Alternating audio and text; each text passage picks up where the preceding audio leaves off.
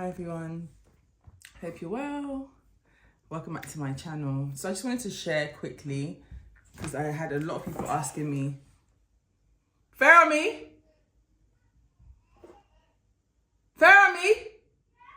are you coming out of your room? Did you come out of your room? Okay. Thank you guys so much for watching my videos and engaging in my videos, especially the one where I'm talking about, how we can engage our children and specifically with reading. And a lot of you on the video were asking what kind of books would be helpful, that if I could give some examples. I am thinking of putting together a reading list, and if you're interested in that, it will be downloadable. Let me know so I can have that ready in my next video, and that will just kind of give you a comprehensive list of books that I've used that helped me read to my daughter, that I read to her, that she really enjoyed. I felt like they were very impactful in different ways at different stages of her early development. And also I'm going to just show you some books. It doesn't have to be the exact same ones that I have, but this can give you a guideline as to what type of books you should look out for your children. And again, it's like, depending on where you are in their reading, it could be that the books that I started reading, because I read different types of books from very early, and as they develop, you can start to look for a bit more challenging books. But I think it's always good to start nice and simple at the beginning, very few words. So this is why I like this book, Whose Knees Are These? The colors are really vibrant, the words are really simple.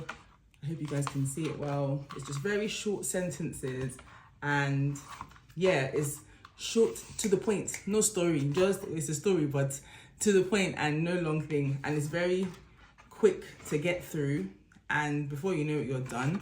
And what I normally do is to point out the things I can see in the picture. For example, it's a horse, I would say horse, tell me won't you please, horse, knees. These are things that stayed in their minds, but after some time, I would often read the same book every single day to her, sometimes every day for a month, she would then look forward to it. There's no need to constantly change it. So if you have one book, that's okay. You can keep reading that one book until they can read it themselves. Babies don't really, and small children, they're not really too bothered. And as time goes on and they love it, then you can add to the collection. You don't need to have loads of books. It can just be a simple rotation. I mentioned it in the video as well. Book with flaps. This one has flaps. Look like this. It's something for them to look at. Something for them to open. Very easy and fun. If you leave it with your baby, they will tear it. Fermi she tore a lot of hers. So this one is a newer one. But yeah, they're very fun for them to, oh my gosh, there's nothing there. There's something there. So these are things that is part of the entertainment for them. That kind of book, and also I Spy kind of book, like this one. This is an old book as well. And I bought this book, it was pre-loved, secondhand. I got it from a library in Nigeria. I can't remember the name. If I remember it, I'll put it on the video, and so you guys can check them out. They have some used books, some new books. I used to peruse different types of books, slightly used, new books, because if the book, I like old school books. This is a very old, it's published many years ago, and it's this author, they're a married couple. I love the kind of concept behind their books when I was younger, so that's why I really wanted this book. And yeah, so as you can see, it's longer, but it has almost like an I Spy kind of thing. So it focuses on the different thing on each page right there. So it's a bit fun as well. The writing on this one is a bit longer. This is good for when they are used to reading and they enjoy it. Sometimes I wouldn't read the full book, especially once it seems like it's getting too long. I might read 2 or 3 pages in a day, and that's okay. And then the next day we'll continue and continue like that. You don't have to read the full book. It's not necessary. Especially if they get bored, it's okay to stop reading at that point. I'm in the playroom, by the way. Toys all over the place, as you can see. So this is another book. I hope you can. So this is similar to the other one that I was showing you. Again, it's like an old, like it's published quite a while, years ago. It's like nursery rhymes. It has some of the characters from the nursery rhymes in there, and you can find them in the book. So what you could do is play like an I Spy. Oh, I can see someone behind the table. So this allows you to do more.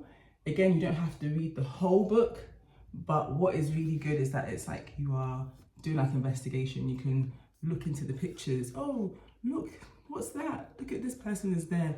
You know, like, oh, that's Cinderella. What else can we see in this image? So that's like another way of like doing your findings and teaching them to do the same. And I also have this book by a Nigerian author. I have a few of her books, I think about 3 of them. And this was about going to the conservatory, to Lekki Conservation actually, but they changed the title, but it says conservatory. But as you read it, it's basically they went to the Lekki Conservation in Lagos, and it just tells the stories of average family that live in Lagos. And the only critique I'll have about this book is the pictures. The people in the characters don't look Nigerian. That's the only critique I would have for this particular book. The other book, the illustrations I feel like they were better, but I wasn't a fan of this illustration. But either way, the story is very relatable, and for those that live in Lagos, your children can be like, oh my gosh, I know that. Oh, they live in Lagos too. Which these are things that are very, very important. That brings me to this other book.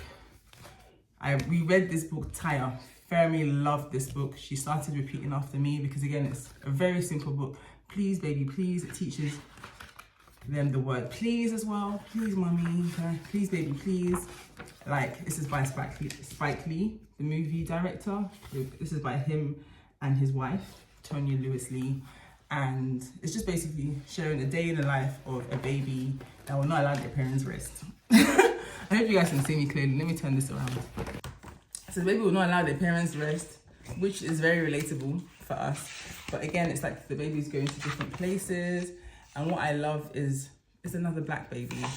Fermi, from very early, she was able to be like, oh my gosh, like she was like, ah, baby, baby. Because I felt like she could see herself.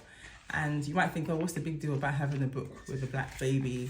You don't know, it makes all the difference. Like for our children to see themselves in stories, I feel like it's very important. So I'm a big advocate of buying books that are culturally inclusive, like our culture, similar culture, like different Nigerian cultures, also like racially diverse, seeing people from different countries, but again, seeing themselves in stories, I find it very important. So I feel like it's very relatable for them, and again, it helps to engage them. The books have to be interesting.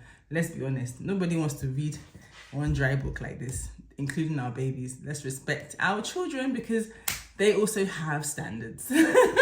But yeah, let me know what you guys think, if this was helpful. And again, if you want to have a downloadable link to a reading list, it doesn't have to be, you don't have to get the exact same books that I do, but I think this is just a guide. It could act as a guide for you to explore and see the books that are available to you and see what's out there, and also have fun with it as well, because I can assure you there are so many good books out there, and it's just a matter of you getting into it, because you'll find that you're interested as well, and therefore you're more inclined to read to your children because you're finding the stories interesting. That was kind of, I feel like part of it was selfish for me because I like the look of this book, let me get it. So yeah, anyway, let me know what you guys think, and I'll see you in my next video.